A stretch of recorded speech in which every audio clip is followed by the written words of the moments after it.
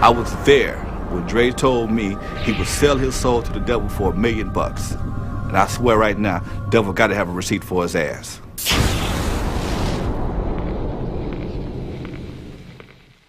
I just put this video together just to see, you know, just to get your opinions and see what everyone thinks, and just seeing what a lot of artists have been saying, you know, over the years, and what their feelings are on the subject of, you know, devil worshipping and Satanism within hip hop. You know, I grew up, hip hop had a great influence on me.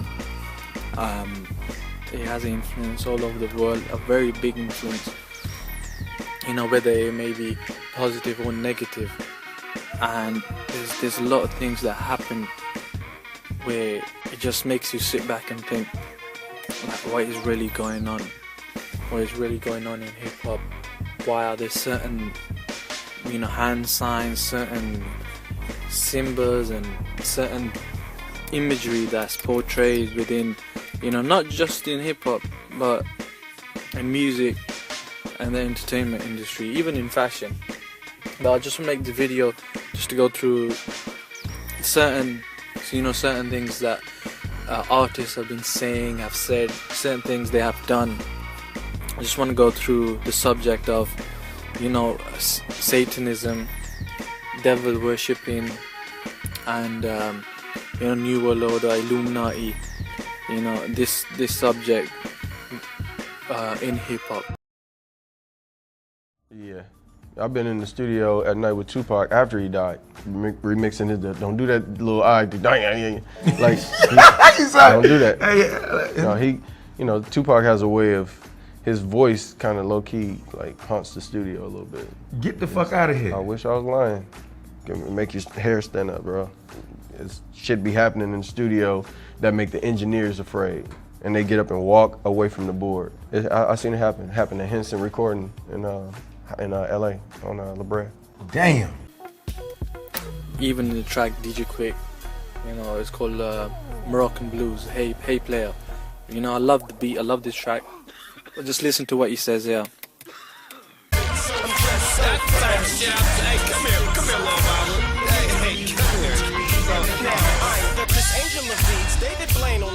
So stop scheming on mine, get your in line, because hip-hop is the music of the devil. So go and bring a beat machine, but don't forget your shell, because hip-hop is the music of the devil. So he says hip-hop is the music of the devil. You know, that's very disappointing as a hip-hop fan. I don't want to hear that shit. I don't want to hear, you know, the devil being mentioned like that in hip-hop. And in this interview, Nori talks about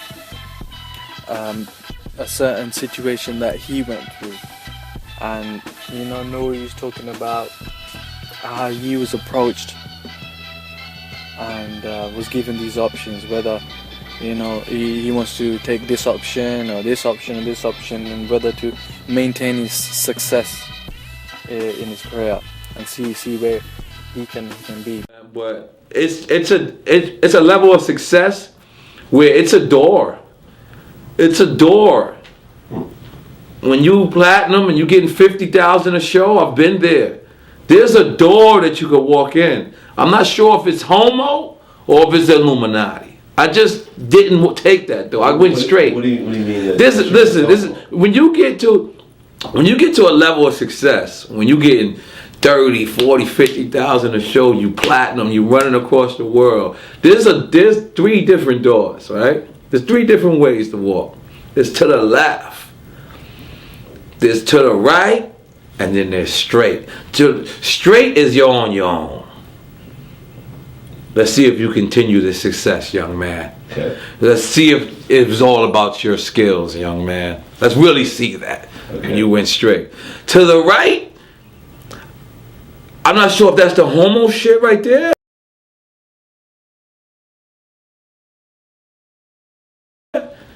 And then there's to the left, I'm not sure if there's some sacrifice shit going on right there.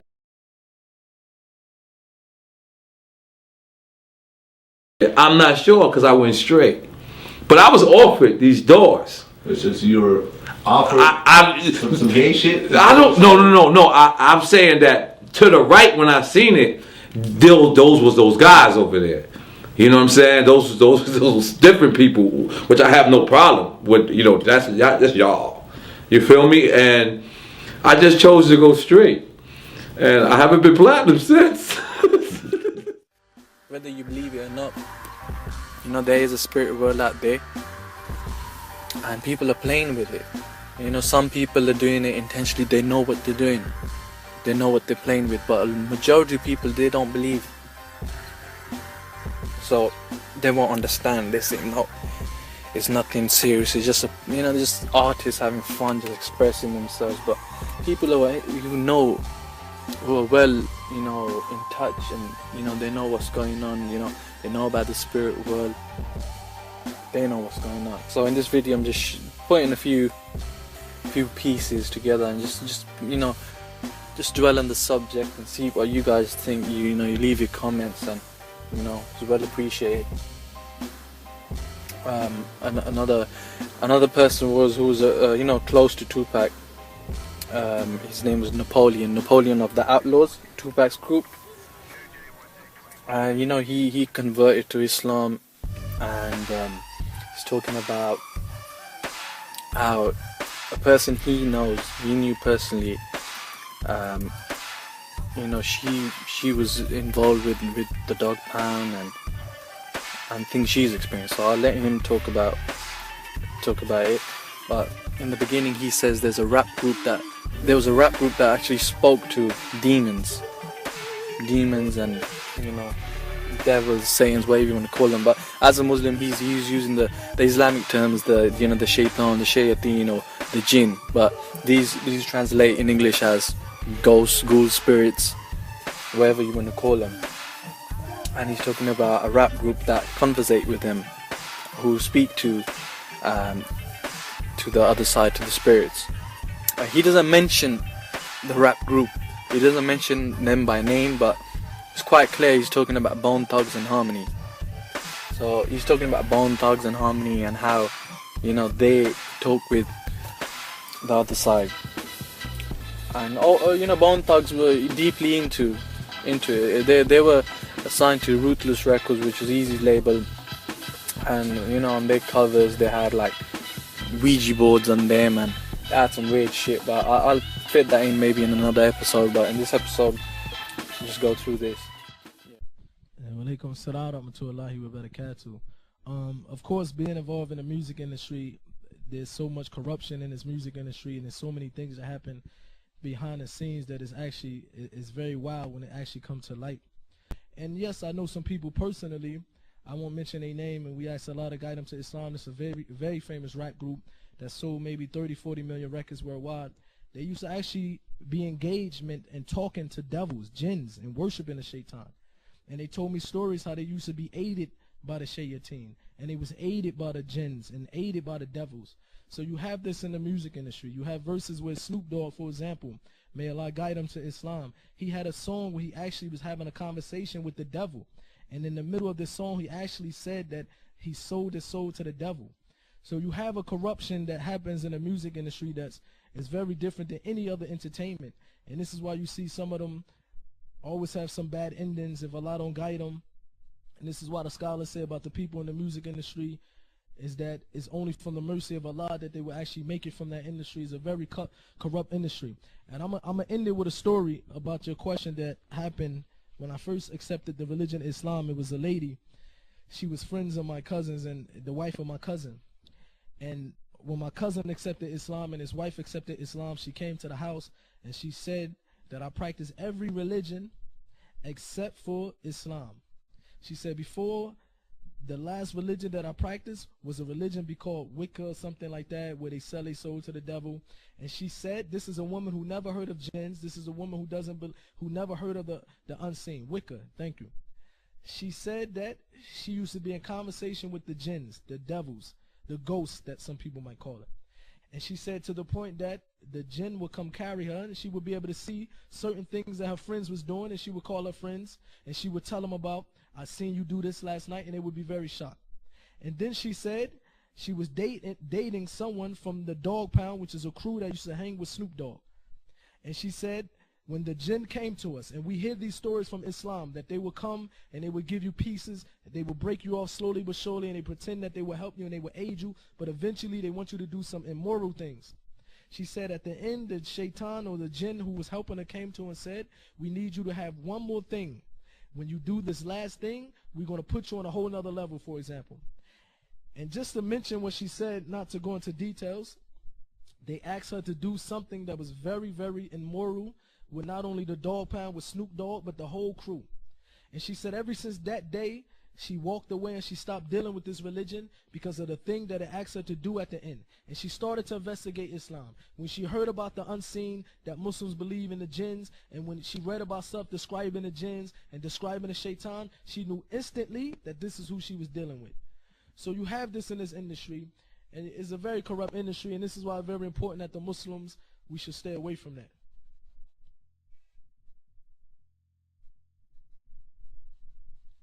Another person was DJ Who Kid.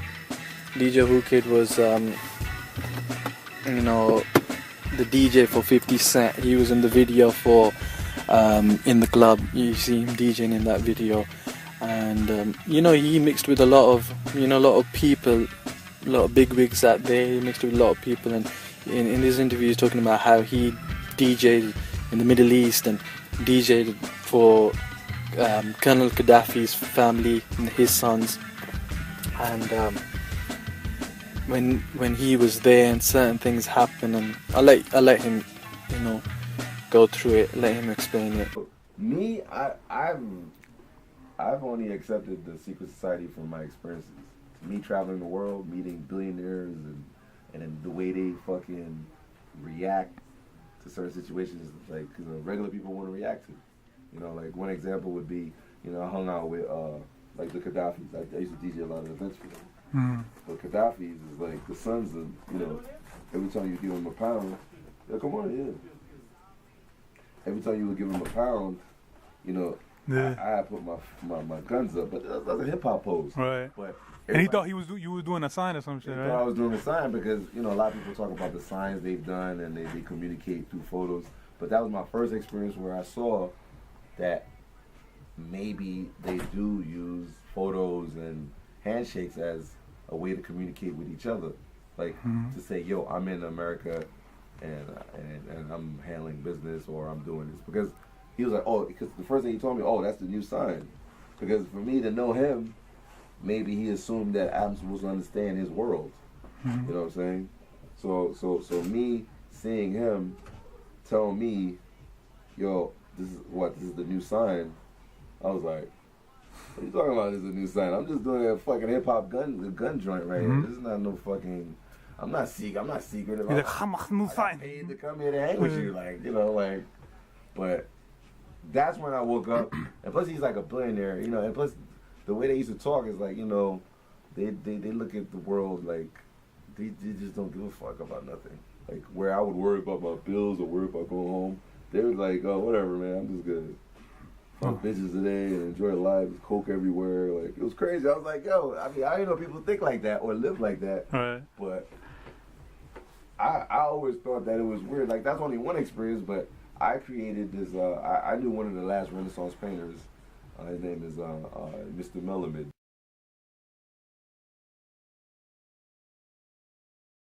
He was the guy who did the elephant paintings. A lot of people look at me like I'm crazy, like I'm stupid and I fuck with hip hop, but I'm not ignorant. Like, I fuck with Swiss beats, but I love art and stuff like that. So what I did is, the last of the Renaissance painters, I had him paint. He was painting the Vatican, like all the bishops, nuns, priests, and, you know, eventually, you know, all the higher ups.